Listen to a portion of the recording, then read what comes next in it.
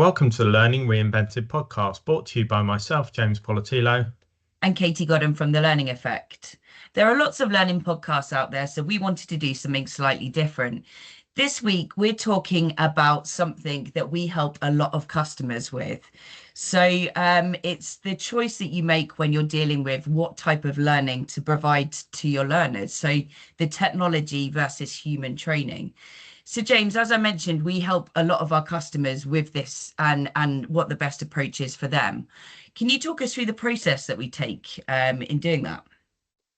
Yeah, absolutely, Katie. I think it's can be applied not just to learning, but any approach of technology in a business. And that's the approach we take with our customers of thinking through a framework that helps you make the right decision. So we're often faced with these questions of, do I take a more tech-led approach and try and automate and systemize something, or do I leave it as more human-based and left to line managers or to trainers or coaches or peers or whatever it happens to be?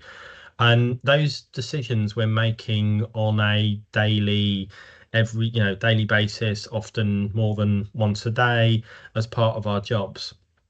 And from what we've learned working with customers is we're not always making a structured choice as to what we do. So one of the things we have in our minds when we approach those customers is a framework to help people work through on that decision making. And that delves from initial thoughts of when putting e-learning together took weeks and months in terms of putting it together and was very high cost, and developing decision trees almost as to whether it was worth putting into e-learning or not, and how you should build that e-learning. But that applies wider to all choices you might have. So it could be, do I put in a system for matching up mentors and buddies, or do I just do that because I know the people and I can best do that in a human way? So the steps we use are to firstly really consider the need of what you're trying to do. Then to consider your own personal prejudice or your preference. If you're someone who likes technology, is enthusiastic about technology, you're an early adopter, again, you're more likely to do something. If you're more driven by human interaction, so that's another thing to consider. Again, we'll come back and talk about that. Not just you, but there's the wider thing of your organization, because you're not operating in isolation. You've got to operate in the culture and structures of your organization. And you're then on to, you may have all those things lined up and think you've made a good decision, but you're then into areas of the capability and time and capacity in your team.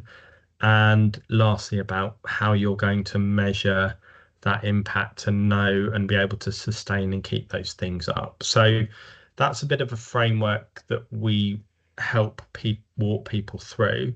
Some people get that, some have done part of those steps, some are aware of those things and some are not. So let's sort of delve into those a little bit deeper. So Katie, if we're talking about the need or a learning need, so if you're presented with something or a problem you need to solve, how would you go about analysing it and understanding what that actually is and what the options are?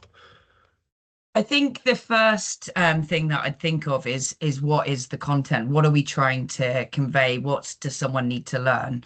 And often, and how often do people need to learn that? So is it a one-off?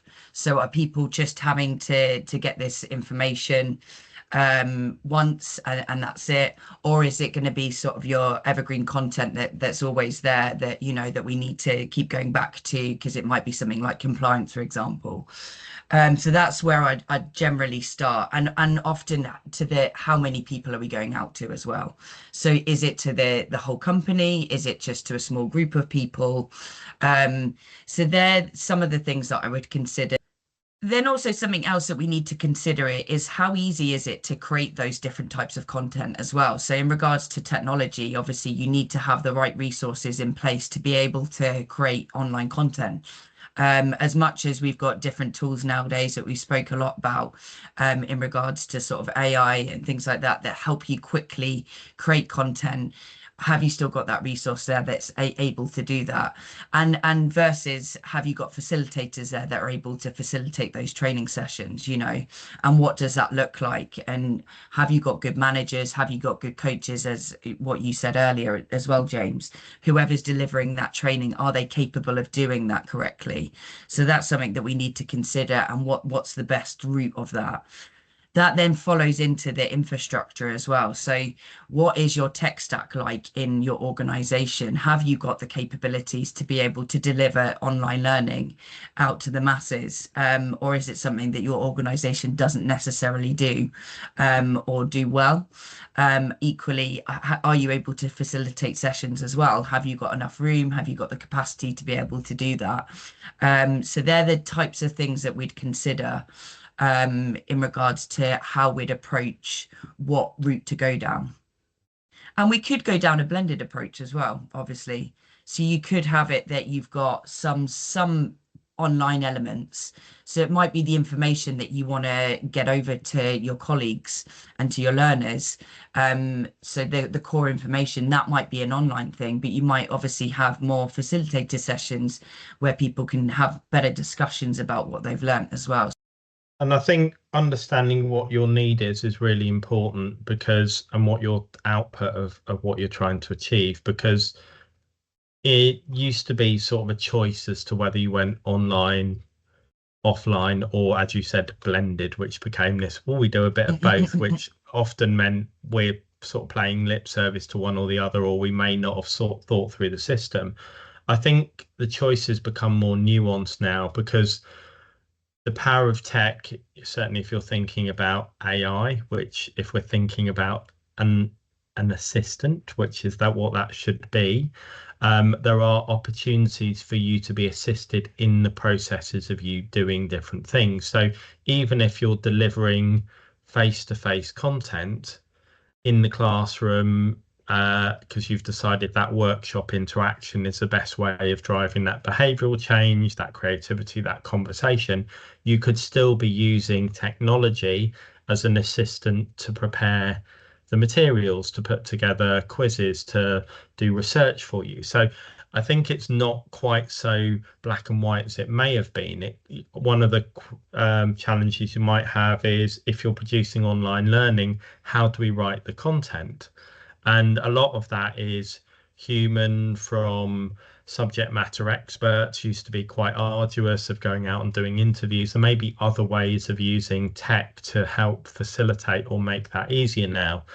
I know one that lots of learning tech firms and LMSs are pushing in are the automation of creation of questions in knowledge checks, because you put the content in, around a few rules, it pulls out the questions for you.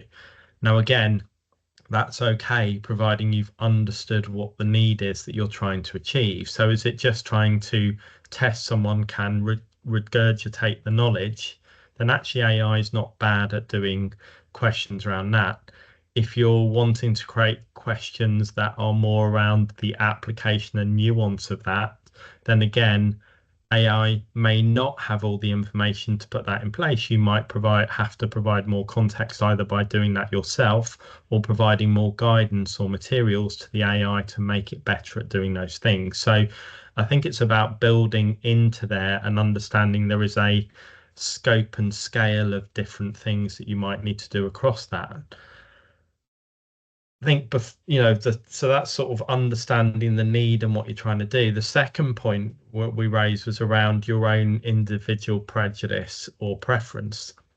And this is, for me, always a really important one, because you can get straight away in a conversation with a client or colleague or internal stakeholder where they sit on that spectrum, because their initial reaction is to what they're expecting, what they're comfortable with, what their go-to is, even how they operate their job, their life, everything. You can start to see those things as to where their decisions are.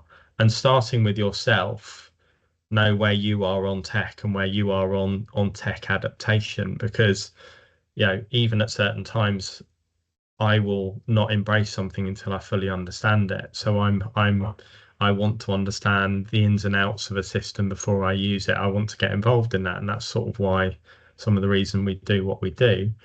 But Katie, how do you approach things when because you want to systemize things, make things easier. How do you balance your own personal preference against thinking about the right solution? Yeah, I think, like you said, I think I'm more in the tech camp, but that's purely because my job has been based around online learning technology since the beginning of starting kind of full-time employment. So that's where I stand, and that's where I naturally go to, but completely understand the need to have some face-to-face interactions. I don't think you need to have everything like that. But it's, I think it's about conveying how you'd approach that when you're speaking to people and making sure that you understand their point of view as well. Because I'm not right saying that everything should be done using technology, because it doesn't need to be sometimes, and that's completely fine. Um, that's just my preference, and I think you can do things like that, but I don't think you need to, and I don't think I think life would be pretty boring if you just did everything online. I think it's really good to have those human interactions. But we need to consider obviously other people's opinions, other people's options, and go back to what we were talking about at the beginning. How do we approach this? What is the need? What are the resources available? What's the tech stack like? What's the culture of the organization? What does that look like? Are people used to going to facilitated training sessions, or are they used to having online content? They're all the things that we need to consider, and that's why it's so important to do that up front, as opposed to just deep diving into content creation, whether that's online or a slide deck or whatever that might be. That's why that's important, because otherwise, is your learning going to land well if we're not kind of going down the route of the norm of that organization? Probably not, because you might end up, if you're an organization that's perhaps used to online, if you're an organization that's perhaps used to more facilitated content and training, if I give you lots of online content, am I just going to cause more confusion because people aren't entirely sure how to access something? They don't know what their password is. They don't know how to use something. They're all the considerations that we need to have in place as well, that kind of link into what we spoke about earlier, that people don't necessarily think of, or are we adding to confusion where you might have lots of different technology that's being used within that organization? Are we just going to potentially add to that? And what would the potential outcome be? So where I spoke about earlier, what the use case is it just to a small group of people? Is that confusion worth confusing those small group of people for something that's a one-off? Or is it going to be something with longevity? So are we going to roll this out to the masses? Is it going to have lots of evergreen content? And can we add to it? Then it might be useful. It's all of those considerations before you can just deep dive into something. And it absolutely picking up on those points. It's about that organization and culture.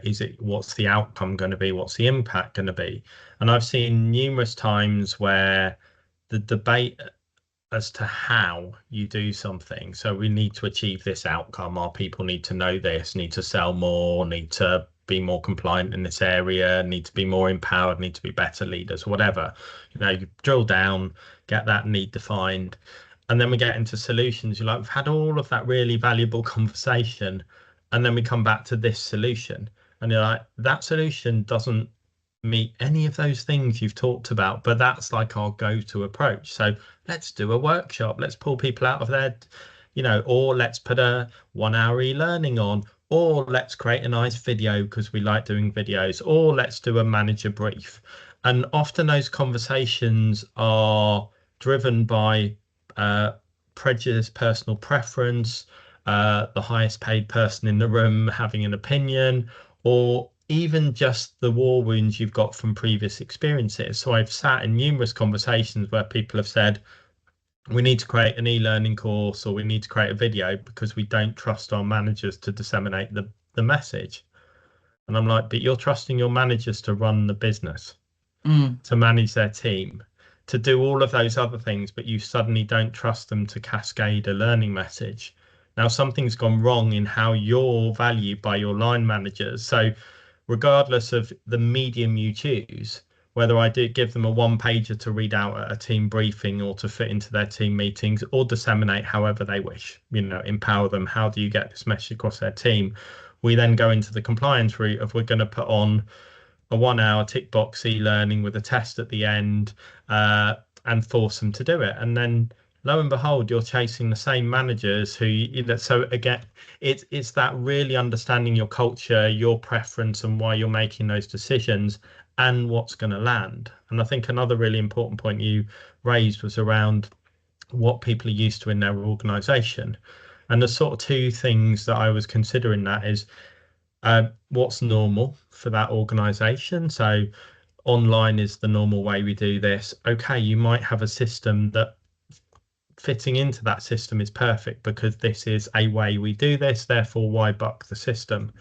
However, sometimes you might have a way of doing things that you need this to be done differently to make it stand out. Or, you might normally say, we're going to do this as online, but actually this is important enough that we're going to take time out because this is not just a push message or a bit of a cascade of information.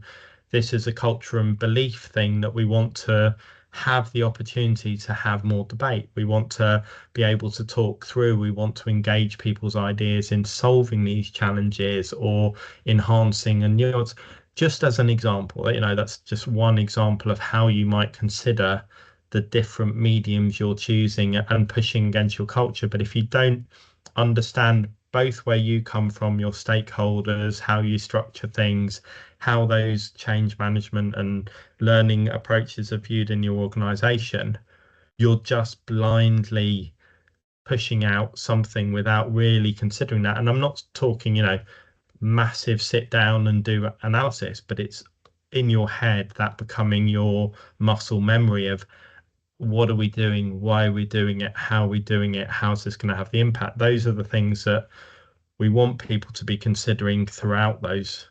And it's very easy when you're in something, even, us approaching things, to fall into this is just what we do without stepping back and holding yourself to account and running through that mental checklist. For sure, you have to look at these projects, whether they're kind of big projects or small projects, and look at them holistically. What is the overall impact on the business? What's that going to look like? And are you going to potentially cause yourself more work later down the line? So what you might preference might be the easy route as such, but longer down the line or further down the line, is it going to be the easy approach? Because like you said, is it going to have the impact? Have you got underlying issues already in your business where people aren't doing stuff and they're not doing what you want them to do, and things don't land? So there's all of those bits that we need to consider before kind of jumping into things, and making change and making impact. And I think that's something that I value is, I don't see the point of just dishing out lots of learning, whether that's e-learning, facilitated learning, whatever that looks like, that we're not able to measure that impact. That's the important bit. That's the whole reason why we're doing something. I think, talking about the capacity point, and if you have that ability to dish out lots of e-learning, it's from both sides. So you might not have the capacity to either dish out the e-learning, to run face-to-face sessions, to be able to get the cost or budget or resource or sandwiches or whatever else goes with any of those things. But it's also really important to look from your customer or learner end. And I remember a conversation I had in one of my roles where we'd fallen into this trap of everything was just on e-learning. We pushed it out. Every central function was trying to push their messaging out through e-learning to people because, again, they didn't trust the line management. There was an inherent trust problem. And so this was pushed out. There became a formulaic way of pushing these things out. And what I had to do was lay out all of the things we were asking our frontline staff to learn, how long that would take, and then put that back to the whole business and say, would you want your people out for this long to learn these things? And it was only when we went, well, no, we don't have the capacity to do that. We can't take that many days out of people's time. there's got to be a better way. And that was getting them to question the system. But I had to present back some Yeah, of those things and take a step back. And it was me and the learning team almost. And then they turned on me. It was like, I've inherited this. I've facilitated a problem, but now you're coming for me to tell me that my stuff isn't helping your business. And I'm like, great, that's where I needed them to get them to. But you've sometimes got to almost challenge your own things. You shouldn't wait for your customers to come for you. You should know where your systems or processes or the things you're doing, or you don't have the capacity, or your budget's going to go over, or any of those things, that your capability and capacity in the business will not facilitate this. definitely. And I think that's where data comes in strongly on that one. It's really understanding, and that will help you understand whether that's going to land properly as well. I think the data piece is so important, integral to most projects that we work on. absolutely, and I think that sort of wraps it up in terms of then stepping back and using data to see whether, and taking the time, seeing data, whether you have had the impact, whether the approach you're taking is working, whether it needs tweaking, whether you need to up the human touch in some areas, down the human touch in some areas, or tech, or vice versa. Yeah, it'd be great to hear from our listeners what their preference is over tech and facilitated training sessions, and why that is as well, and what the route that they normally go down, and what they think of our process as well. Yeah, absolutely. Thank you, Katie. Thank you. Thank you for listening to this episode of the Learning Reinvented podcast. We hope you enjoyed it. If you've not already done so, please follow our podcast. And if the learning effect can help you and your organisation, please do get in touch. You can find both James and Katie on LinkedIn, and our contact details are in the show notes below.